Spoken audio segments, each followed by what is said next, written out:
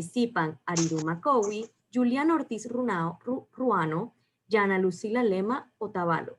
Le invitamos a ponerse cómodo, recordándole que los micrófonos y videos estarán inhabilitados para los espectadores durante toda la actividad. En la parte inferior de su pantalla está el icono de mensajes para que pueda realizar sus preguntas. Que lo disfruten.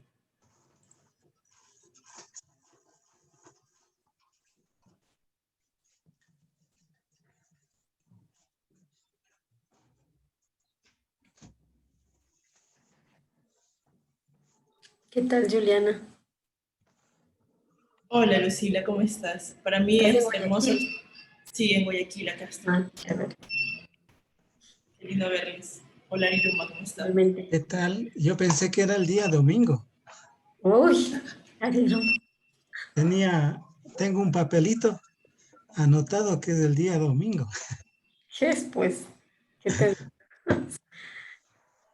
Así que yo estuve en otra entrevista, en una tutoría y tuve que despedirle a la estudiante.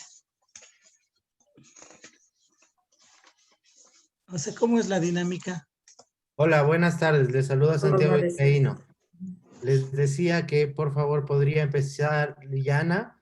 Nosotros les habíamos enviado ya un resumen más o menos de su participación.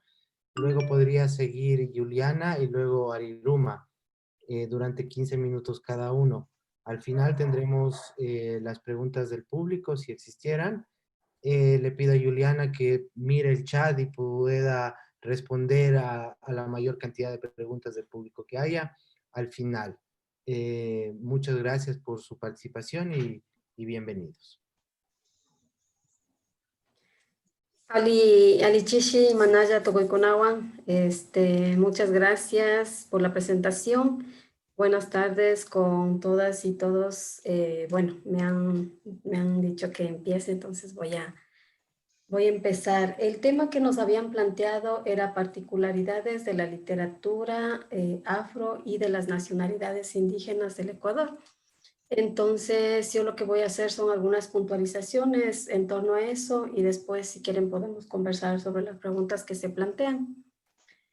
Bueno, entonces, yo empezaría diciendo que cuando se habla de literatura, se habla de las letras, ¿no es cierto?, de la parte escrita, pero cuando se habla de la literatura de las nacionalidades y pueblos indígenas, creo que lo importante y lo principal ahí es pensar en la literatura, no solo como eso, como letra escrita, sino también pensar en que la literatura para otros pueblos con otras culturas, la literatura puede no solo ser literatura escrita alfabéticamente, sino literatura, comunicación, estética desde otras visiones.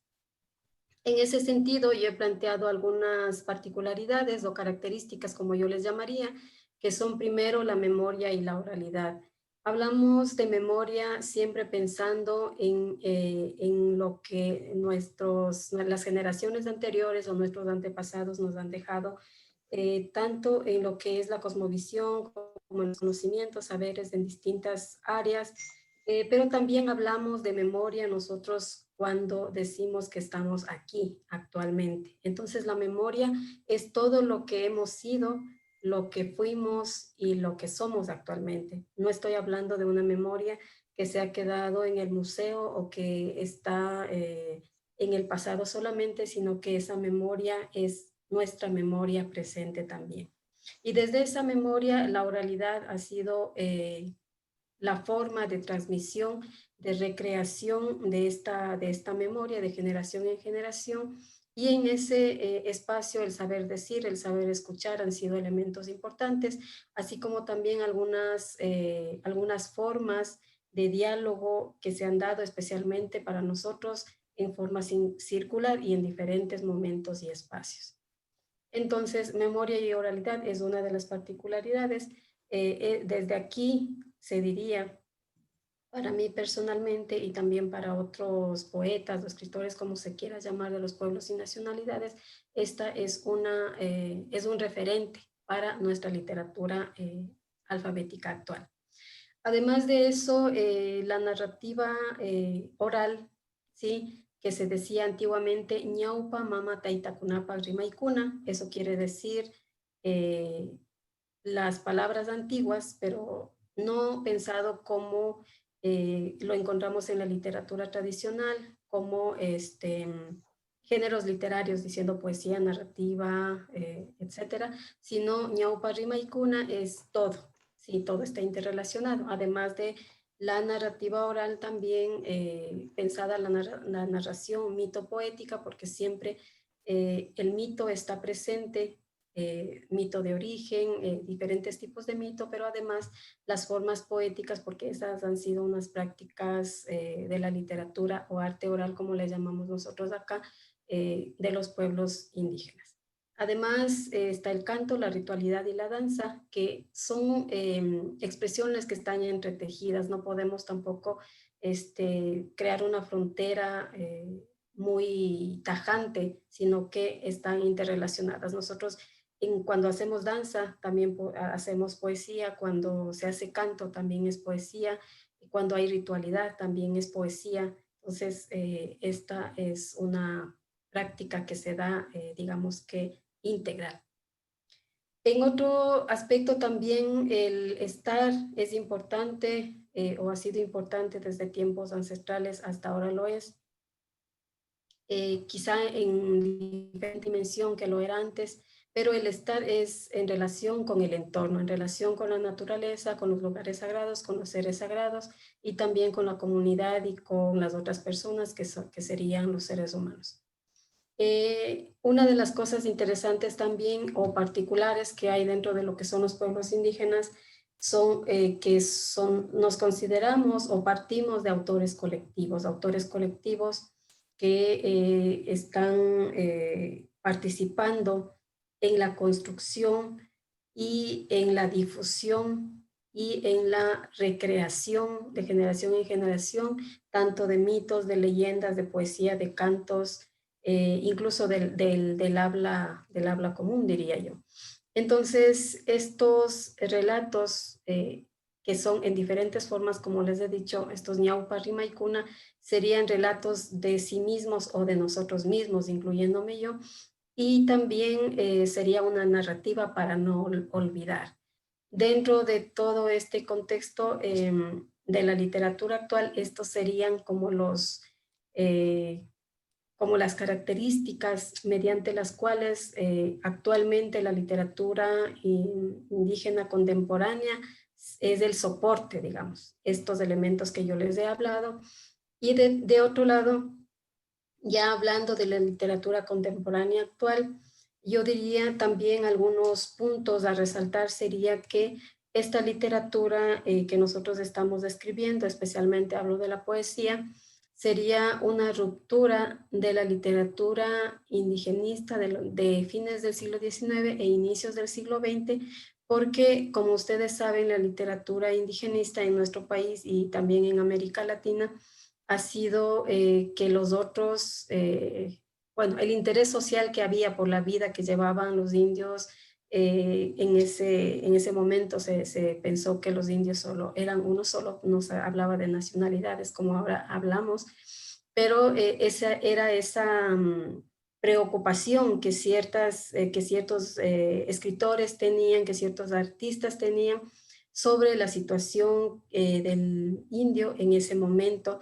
y era una visión que desde ellos nos planteaban de lo que era el indio o el negro o el montubio en este caso, sino no era una voz propia de decir yo que soy quichua, soy esto o esta es mi vida, aparte de todo esto, aparte de toda esta explotación, humillación, invisibilización que tenemos, también soy esto, ¿no es cierto? Entonces era una voz desde el otro, queriendo darnos voz o queriendo mostrar nuestra vida indigna que teníamos en esos momentos.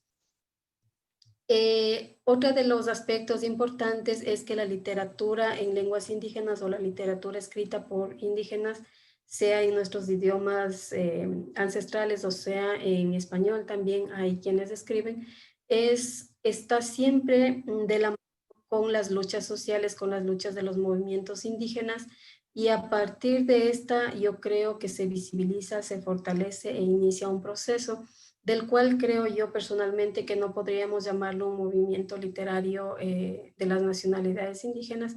Creo que aún nos falta caminar un poco para eso, al menos en el Ecuador, pero ha estado y ha aportado y también se ha alimentado de ese proceso de lucha por los derechos colectivos de las nacionalidades y pueblos indígenas, y que en este camino también nos hemos dialogado, nos hemos apoyado con los movimientos de la población afroecuatoriana o negra, también de otros movimientos sociales como el movimiento de mujeres, como el movimiento LGBTI, etcétera. Otro de los puntos también para nosotros sumamente importante y que está desde el inicio de las luchas indígenas y desde el inicio de la apertura de la primera escuela indígena o en comunidades indígenas es la reivindicación de la lengua, con la lengua el territorio y el valor literario de la lengua. Es decir, como ustedes conocen, se ha dado en diferentes etapas, en diferentes épocas, sea en la colonia, sea luego en la república, y también actualmente se discute o se ha discutido o los intelectuales han discutido sobre si las lenguas indígenas tienen un valor literario o no. Entonces, esa es una de, creo, al menos personalmente lo puedo decir, esa es una de las reivindicaciones o visibilizaciones que queremos hacer, porque siempre se piensa en otras lenguas que no sean las lenguas dominantes, como el español, el inglés, etcétera, que las otras lenguas no tienen ese valor literario porque son lenguas menores, porque son lenguas que no sirven, ¿no es cierto? Entonces, ese es una característica, diría yo, de la literatura también, de las personas que escribimos, de que estamos intentando mostrar la otra literatura que no es conocida en el canon de la literatura ecuatoriana. Una de las cuestiones interesantes, importantes también a mí me parece, es que nosotros hablamos de la ancestralidad, pero no nos quedamos ahí. La ancestralidad está presente por todo lo que ya les había dicho antes, la oralidad, la memoria, pero también hablamos dentro de lo que es nuestra literatura, nuestra poesía, de lo que actualmente estamos viviendo los quichuas, las otras nacionalidades, sobre qué problemáticas tenemos, como las problemáticas medioambientales, como las problemáticas de la migración, como también como mujer, cuál es nuestra realidad dentro de quizá la comunidad, dentro de la provincia o a nivel internacional cuando migramos. Y ya hablando de la forma de la literatura, en lenguas indígenas yo diría que se caracteriza por ser bilingüe, ya que manejamos tanto las lenguas ancestrales nuestras y también el español para tener ese proceso de interculturalidad, que no sea solo para la población que habla cierto idioma, sino para la población en general nacional. Y también característico es la autotraducción, es decir, nosotras también hacemos el proceso de la escritura del quichua al español o del español al quichua como una autotraducción, que sería ya como una doble forma de producción, de creación, tanto en la lengua materna como en el castellano. Se caracteriza también por expresar la voz propia, como les decía, esto ya va con querer, con hacer esa autorrepresentación nuestra, o sea, que no nos digan quiénes somos, sino que nosotros digamos dentro de esta misma creación literaria, vayamos hablando de nuestra realidad, de cómo nos vemos, de cómo nos proyectamos, cuáles son nuestras problemáticas.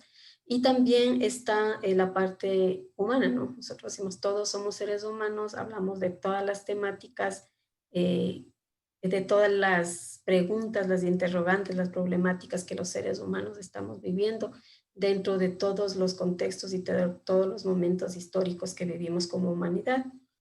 y también la sensibilidad que todos los seres humanos también nosotros la tenemos y que quizá la vivimos de diferente forma o la expresamos de diferente forma por tener todo este proceso histórico también y tener estas otras formas de conocimiento que nuestros padres o nuestros abuelos nos han dejado.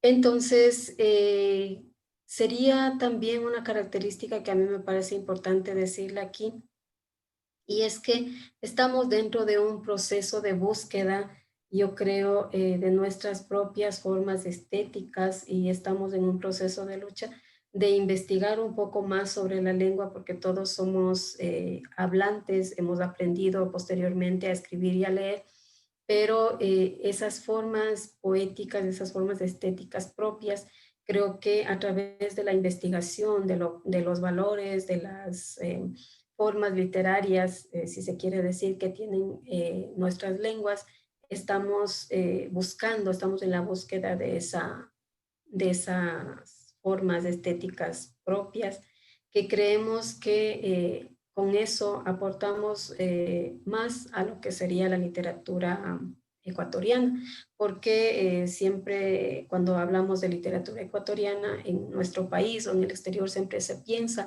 en la literatura escrita en español, nunca pensamos o nunca se piensa, nunca se dice de la literatura que son de otras lenguas ecuatorianas. Entonces, creo que uno de los puntos importantes por los que vale la pena pensar en la literatura como una forma de sensibilidad, como una forma de mirar el mundo, como una forma de vivir la realidad actualmente, quizá desde otra realidad, es importante porque aporta a enriquecer lo que es la literatura ecuatoriana y también, aparte de literatura ecuatoriana, la literatura latinoamericana y también creo que es una forma de que nuestras lenguas que tienen diferentes conocimientos en sí puedan ser conocidas y puedan ser respetadas y puedan ser queridas y puedan ser, que sean parte de lo que somos los ecuatorianos, de que no veamos, como siempre he dicho, solo literatura de afuera, sino que estemos también conociendo, valorando lo que es la literatura desde nuestra realidad, desde nuestros orígenes y desde nuestra actualidad. Eso sería lo que yo podría aportar. Quizá después podemos discutir sobre las preguntas que nos han planteado para este encuentro.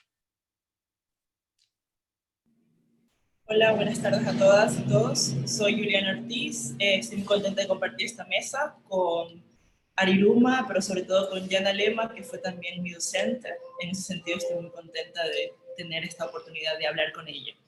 Sí, yo quería también, más que puntualizar las preguntas que nos han hecho, hacer unas pequeñas, como, no sé si aclaraciones, pero sí algunas generalidades sobre la literatura afrodescendiente dentro del Ecuador, ¿no?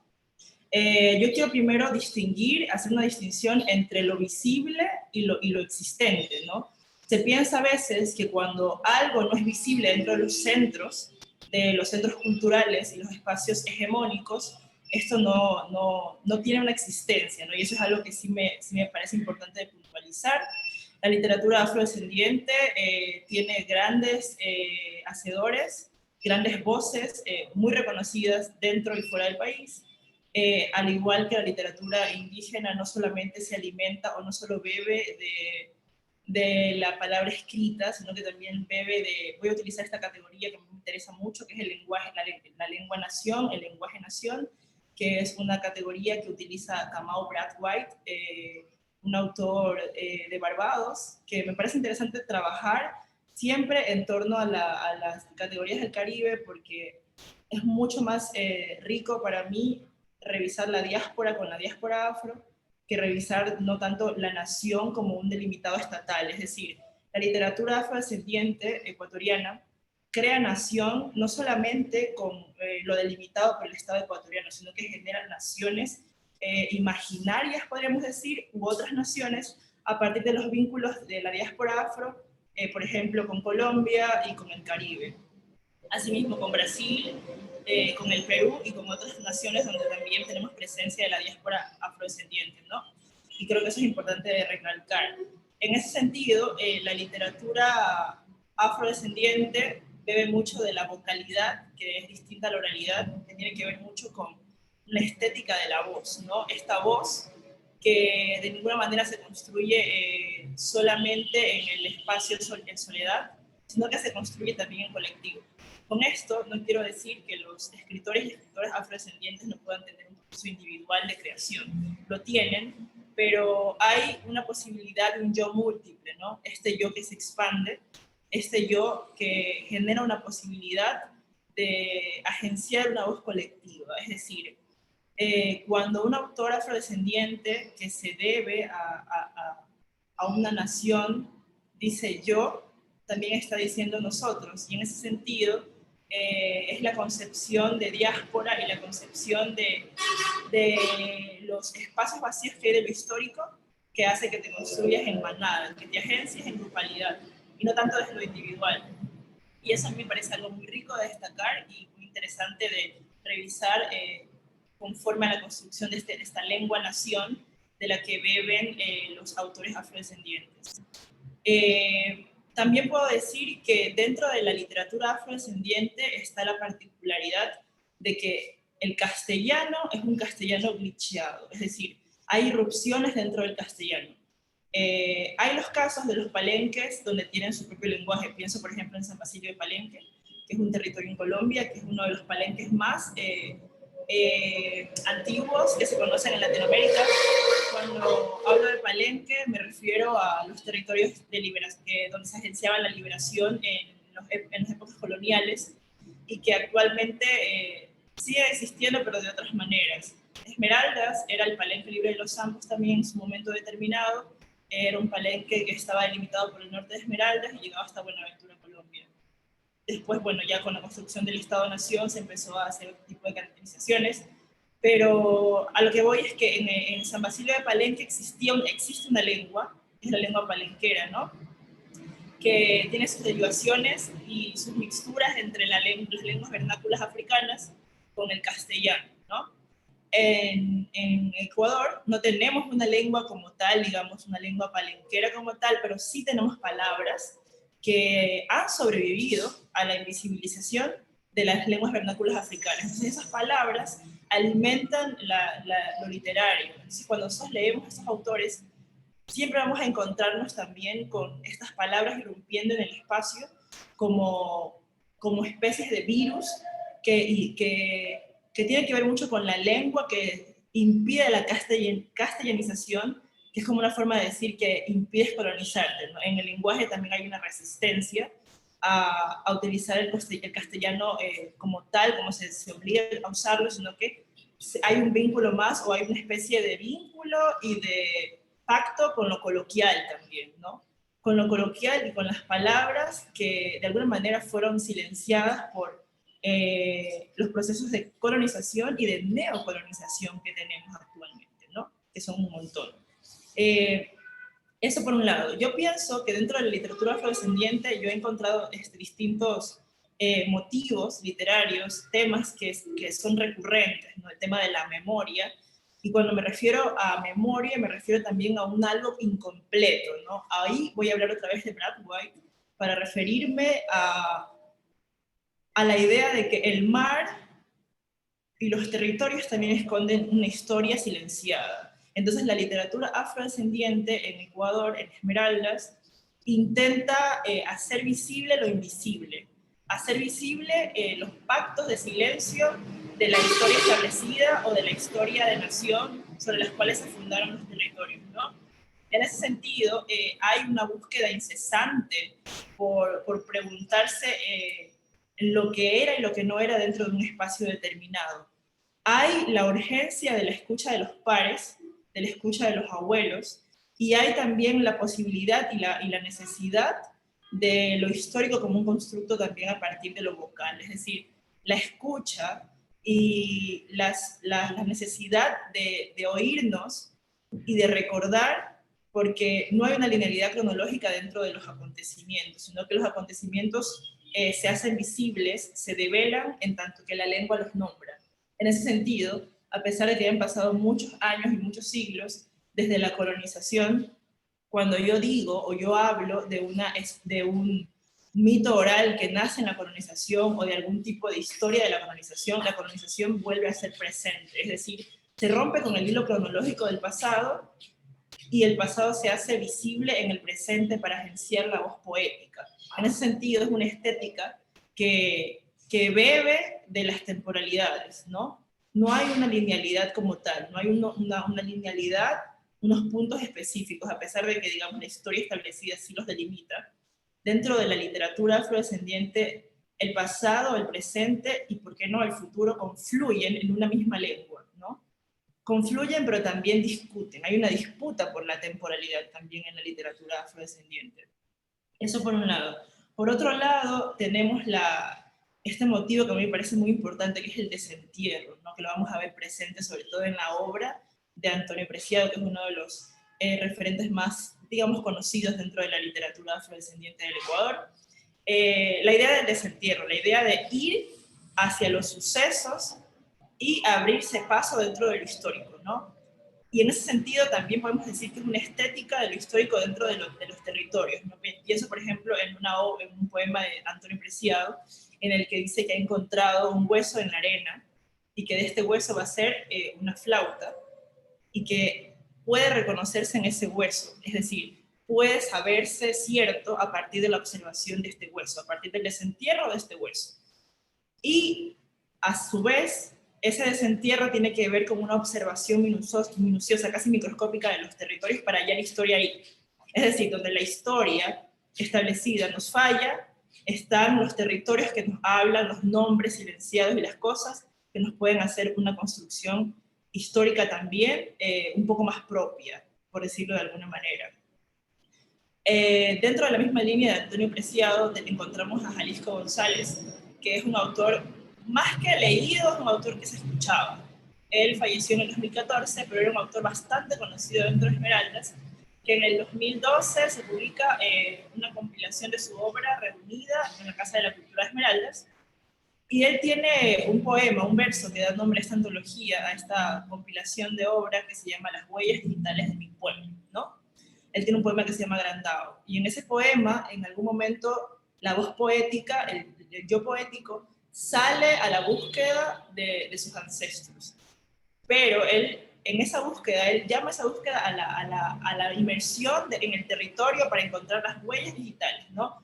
Que podría ser un espacio o un trabajo completamente imposible, una metáfora de lo imposible, pero es sumamente interesante considerar la urgencia del mirar dentro de los territorios, pensando también a las personas como territorio, a la voz como una forma de hacer territorio, para poder reconstruir esta historia o para poder rellenar estos espacios, estos vacíos en lo histórico que nos dicen, ¿no? Yo me voy a quedar hasta ahí. Creo que tengo un montón de cosas más que decir, pero puedo decirles si es que en algún momento hay alguna pregunta y hay tiempo para alguna pregunta. Gracias. Buenas tardes, soy Ariruma Kowi. Yo quería empezar con una cita de Juan León Mera, que en 1868, cuando él escribe la ojeada histórica crítica sobre la poesía ecuatoriana, él dedica un capítulo sobre cuál es la situación de la poesía quichua, ¿no? La situación de los pueblos indígenas. En esta obra, él dice cómo las lenguas de todos... A ver, voy a encender la cámara.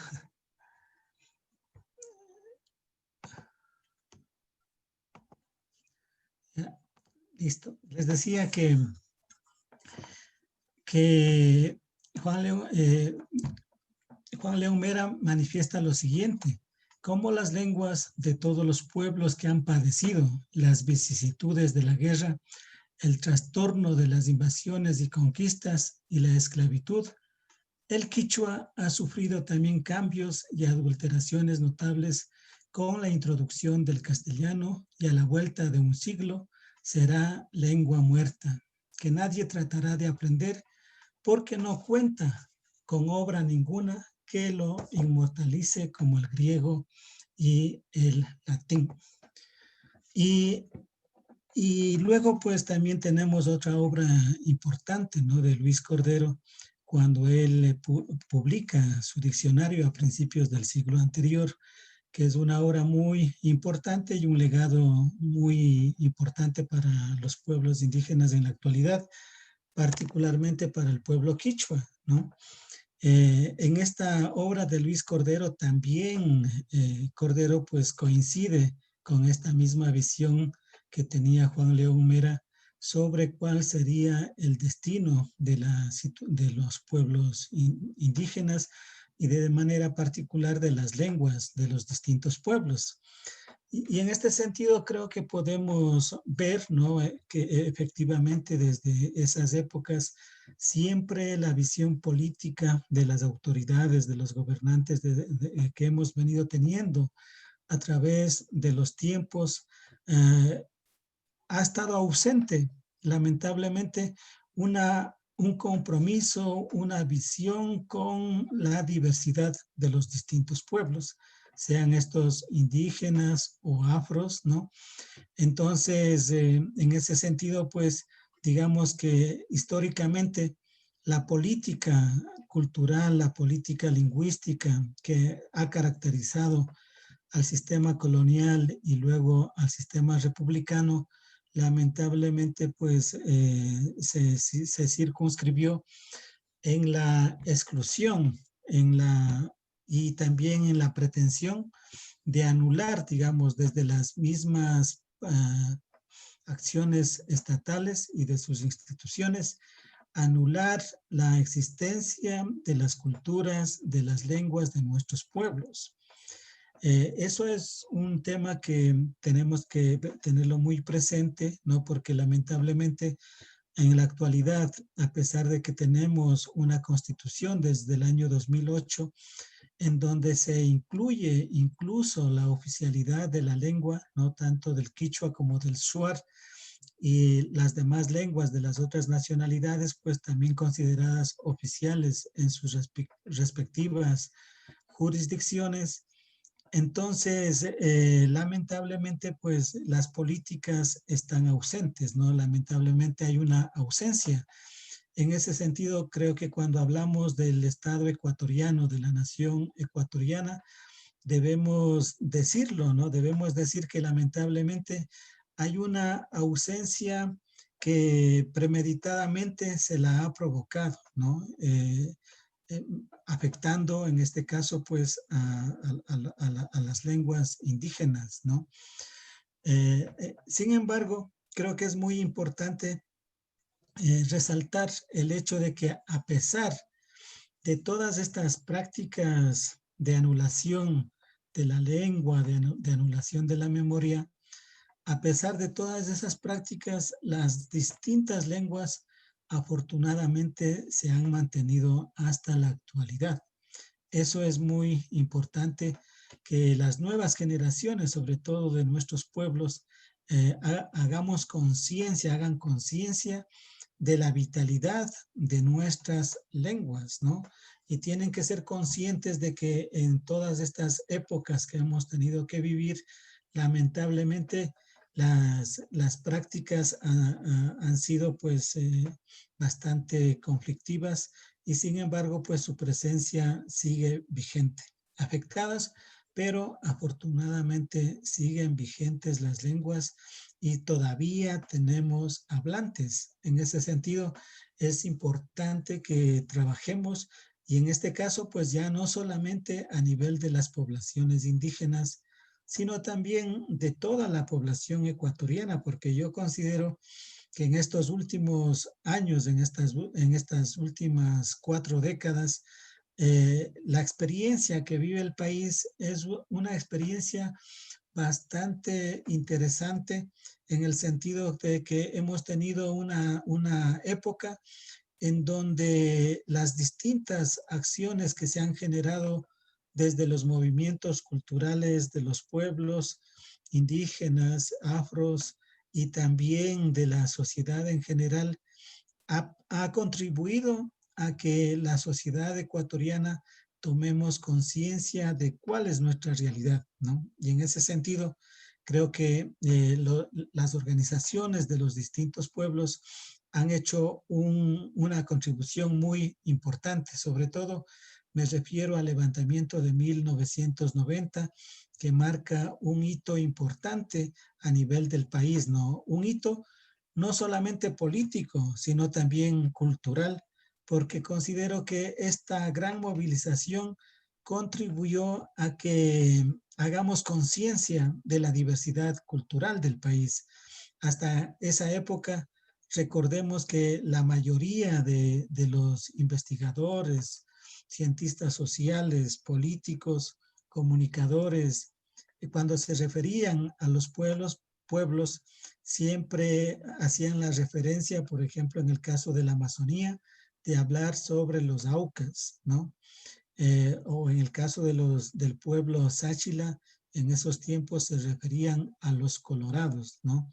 Pero es gracias a esta gran movilización de 1990 que, en cambio, empezamos como a realfabetizarnos toda la sociedad ecuatoriana, incluida la academia, y empezamos a utilizar los nombres propios de las nacionalidades de los pueblos. Entonces, en ese sentido, creo que también es importante, ¿no? En la medida en que este tema de estas prácticas de exclusión, poco a poco las empezamos a superar. Dentro de esas prácticas, pues creo que un factor que afecta de una manera determinante a la posibilidad de poder construir políticas que incluyan el tema de la diversidad es el tema del racismo, ¿no? Y de los grandes intereses económicos que lamentablemente pues ha existido a través de los tiempos. Y en este caso de la literatura de nuestros pueblos, nosotros debemos hablar de la existencia, decimos de literatura en la medida en que la palabra que se acerca a las distintas formas de expresión bonita que existen en las comunidades nuestras, la palabra más cercana es ¿no? Porque en el caso del quichua, pues tenemos varias expresiones para referirnos cuando una expresión es muy, muy sentida, muy bonita, y en ese caso utilizamos expresiones como sumak rimay, ¿no? O sisa rimay, o mishki rimay, o mai sumak rimay, ¿no? Entonces tenemos distintas expresiones que hacen referencia a la belleza de la palabra, ¿no? A la belleza de una expresión. Y lo más parecido en español, pues, es literatura, y en ese sentido podemos decir que en nuestros pueblos, en los distintos pueblos, existe una literatura, ¿no? Una literatura que por las circunstancias históricas, pues, se lo presenta bajo la de la oralidad, ¿no? Pero en ese sentido también debemos recordar que antiguamente pues existían los quipus, existían las quilcas, existían los tucapus, distintas formas de hacer registro de la memoria. Algunos cronistas, ¿no? Hablan, incluso algunos investigadores que están estudiando el sistema de los quipus, hablan de la posibilidad de que en los quipus también era un sistema que permitía guardar la memoria de nuestros pueblos.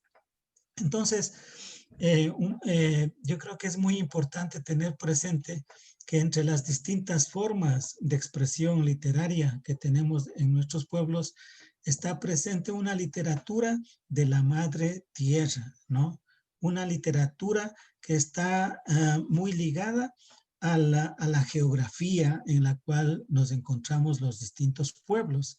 Es una literatura sagrada en la medida en que en la geografía en donde vivimos se encuentran distintos elementos de la naturaleza que tienen, que están nutridas de una memoria, ¿no? Por ejemplo, podemos pensar en las distintas cascadas que tenemos en las montañas. Ustedes que seguramente conocen la provincia de Imbabura, reconocerán al Taita Imbabura y a la Mama Cotacachi. En este caso, desde la presencia de estos personajes, ¿no? de los apus que nosotros les denominamos a las montañas, el Taita Imbabura y la Mama Cotacachi encierran una serie de historias, ¿no? de narrativas que rememoran las vivencias, los sentimientos que vivieron estas montañas, ¿no? Y también está implícito los valores morales que debe seguir la comunidad, ¿no? Asimismo, en el caso del Cantón Otavalo, los que conocen Otavalo pues deben seguramente también conocer esta loma importante que se llama Rey Loma. En la cima de esta loma existe un árbol centenario que es el lechero. Y este lechero asimismo tiene una serie de historias y aparte de esto pues es un lugar ceremonial que permitía que nuestras poblaciones recurran a este lugar para poder hacer sus ceremonias. Ceremonias rituales que están acompañados de cantos, de danzas, de plegarias y de meditación, ¿no? Entonces, en ese sentido, estas prácticas de meditación andina que también existían, permitían o eran momentos en donde los sujetos tenían la oportunidad de poder crear, ¿no? De poder dedicar palabras, expresiones, canciones a sus deidades. Entonces, por esa razón, creo que es importante el tema de pensar en la existencia de una literatura, en este caso de la madre tierra, ¿no? Y así tenemos distintos géneros literarios, ¿no? La poeta Lucila Lema, pues, ya los ha expresado, pero del proceso de producción literaria que tenemos en el Quichua, tenemos efectivamente, pues, una riqueza también, ¿no? de estas formas de expresión literaria, como es la misma narrativa, y también tenemos el teatro y así como la poesía, ¿sí? Y también tenemos un género que se llama los shunguchina, ¿no? Que vienen a ser como pensamientos cortos, ¿no? Ustedes seguramente están familiarizados con este principio que es el amaquilla, amayuya, amashua. No a la pereza, no al robo, no a, no a la pereza. Y entonces tenemos este principio, ¿no? O como también tenemos en el sistema educativo intercultural bilingüe el principio de maki rurajun, shimi rimajun, ¿no? Que en español vendría a ser que la teoría y la práctica van de la mano. Entonces, a este tipo de expresiones las conocemos como los shunguchina, ¿no? Bueno, un poco para ir sintetizando este tema, ¿no? Yo creo que en el caso de nuestro país, del Ecuador, la academia, la educación en los distintos niveles y el Estado como tal sigue estando en deuda con los distintos pueblos y nacionalidades. Y digo que sigue estando en deuda porque recordemos que la Constitución del 2008 manifiesta, ¿no? En su artículo primero, de que el país es intercultural y plurinacional. Y asimismo, como les había referido anteriormente, reconoce la oficialidad de la lengua. Y en la misma Constitución se incluye una norma en donde establece que a nivel nacional, de una manera paulatina, se irá integrando por lo menos la enseñanza de una lengua indígena, ¿no? En este sentido, debemos preguntarnos cuánto hemos cumplido de este mandato constitucional. La misma academia, ¿no? ¿Cuánto ha cumplido en la inclusión en sus distintos programas de estudio la enseñanza, ¿no? De materias como la misma literatura quichua o la literatura shuar, ¿no? O la literatura de los otros pueblos.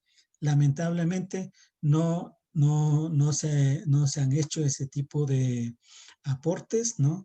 Y en ese sentido creo que es muy importante que a nivel de todo el sistema, ¿no? En sus distintos niveles, y en este caso de la educación superior, deberían incluir, cuando se está evaluando a las universidades, se debería incluir indicadores interculturales, ¿no? Para medir si es que efectivamente se está haciendo algo por lograr, por cumplir estos mandatos constitucionales, ¿no?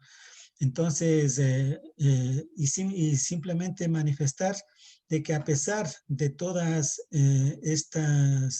estas violaciones constitucionales, la producción literaria a buena hora en estos tiempos, pues cada vez está aumentando.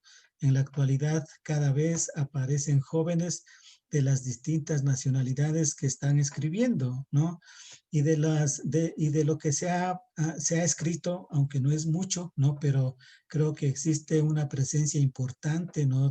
Sobre todo en el caso de la poesía, en lo que corresponde a la lengua quichua. Es una poesía que, que se la está estudiando sobre todo en las universidades extranjeras, ¿no? Y lamentablemente, pues aquí en el país creo que muy poca atención se la ha dado, ¿no? Entonces, en ese sentido, creo que precisamente por eso es muy importante que las instituciones públicas y todo el sistema educativo realmente piensen, ¿no? Se piense en hacer realidad y cumplir estos mandatos constitucionales. O sea, no estamos pidiendo nada fuera de lugar, ¿no? Simplemente estamos recordándoles que todo esto está escrito en la Constitución y que lamentablemente el sistema educativo del país, el sistema también cultural, no está cumpliendo con estos mandatos constitucionales, porque además las mismas políticas públicas y la misma concepción del presupuesto no incluye la posibilidad de poder apoyar procesos de fortalecimiento, en este caso, pues, de las lenguas y de las distintas manifestaciones culturales. Diría eso por el momento y podríamos también intercambiar ideas, ¿no? En las preguntas que realicen.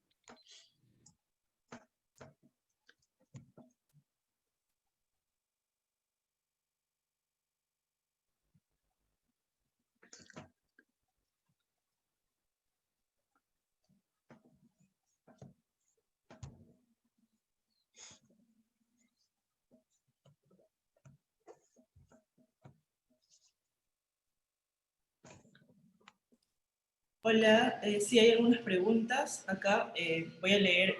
La primera dice, ¿piensan ustedes que el reconocimiento de las literaturas de las distintas nacionalidades pasa necesariamente por lo escrito?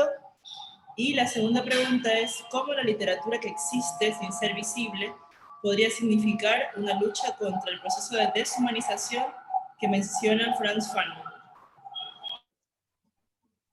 Yo podría empezar por la segunda pregunta. Está bien. Porque me interesa mucho esta pregunta. Gracias, Sofía, por la pregunta, me parece súper pertinente.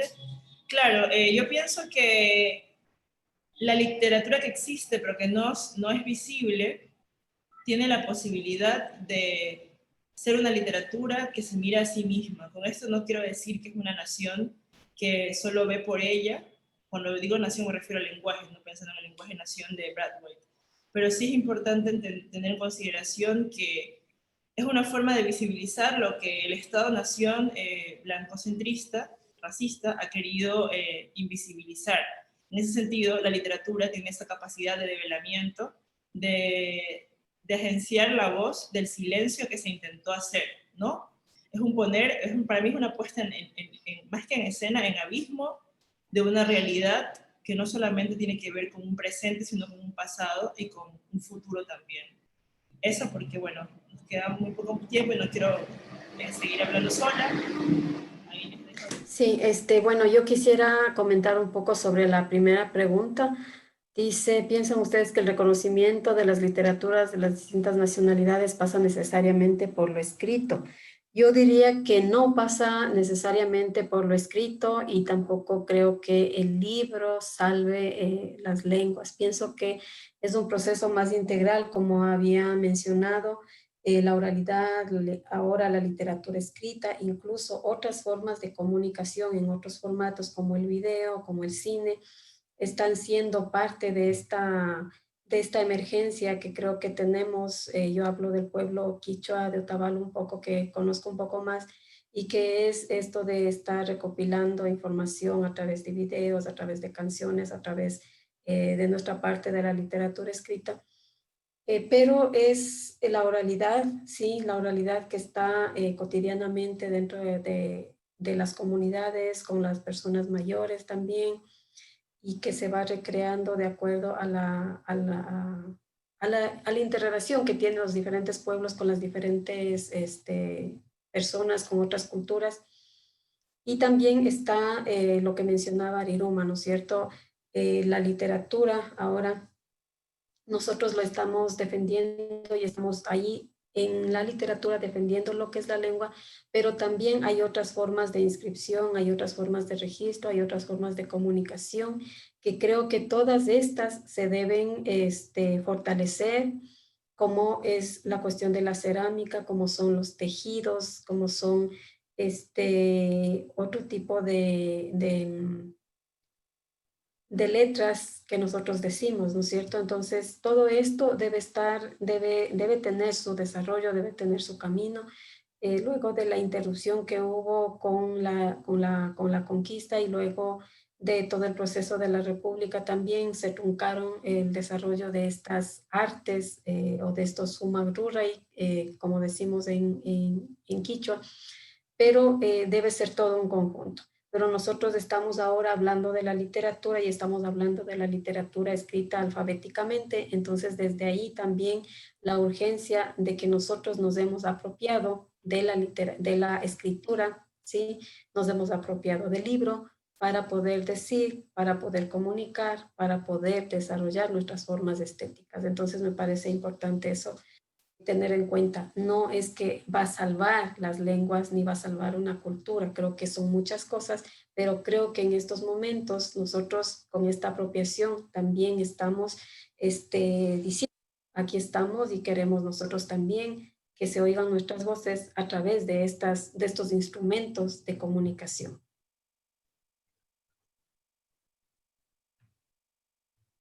Bueno, muchas gracias. Nos dicen que se acabó el tiempo. Me gustaría que Ariruma pueda decir algo antes de que nos vayamos, si es que hay un poco de tiempo. Ya. Bueno, simplemente agradecerles y felicitarles a los compañeros de la Feria del Libro, ¿no? Y también a las compañeras Juliana y Yana por haber compartido este espacio, y simplemente decirles que tenemos un gran compromiso, y ese gran compromiso es hacer realidad lo que manda la Constitución, de que este país es intercultural y plurinacional. Así que creo que ojalá todo esto pues sea un comienzo, ¿no? Un nuevo compromiso para seguir trabajando efectivamente por un país intercultural y plurinacional. Muchas gracias. Muchísimas gracias. De esta forma concluimos el conversatorio La Nación Presente, Literaturas del Ecuador. Le invitamos a participar en nuestro próximo evento, Nuevas formas de habitar, caminos filosóficos en tiempos de pandemia. Y no olvide visitar nuestro sitio web www.filquito2020.com. Hasta pronto.